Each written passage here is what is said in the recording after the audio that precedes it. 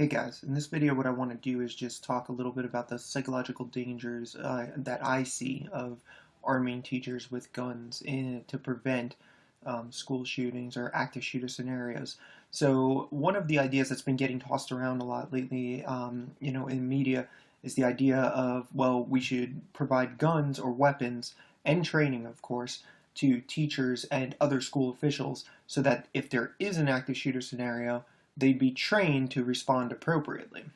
So one of the big things that I would say I would caution against in this scenario is that there's a big difference between training in a fake scenario where you're shooting paper targets or going through sort of a obstacle course with marksmanship training and the basic training of how to say load a weapon, unload the weapon, put the safety on, how to basically, aim, shoot, etc. All of those things are great and could be great and valuable training. But in the end, what you're going to ask one of these school officials to do is stand in front of a person, whether that person is an active shooter or not, and pull the trigger.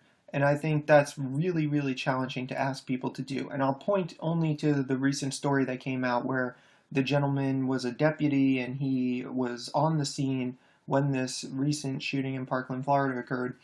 And he waited 4 minutes until the shooting stopped to go ahead and go in and see what was going on and investigate what was going on. So here was an active duty member of law enforcement trained to use his weapon who froze in that moment. I can't imagine what somebody who has some basic training in weapon use and some basic training in shooting and marksmanship is going to do in a scenario like that as well. So I think it takes a special kind of person to point a gun at another individual and be able to pull the trigger, whether that person is an active shooter or not.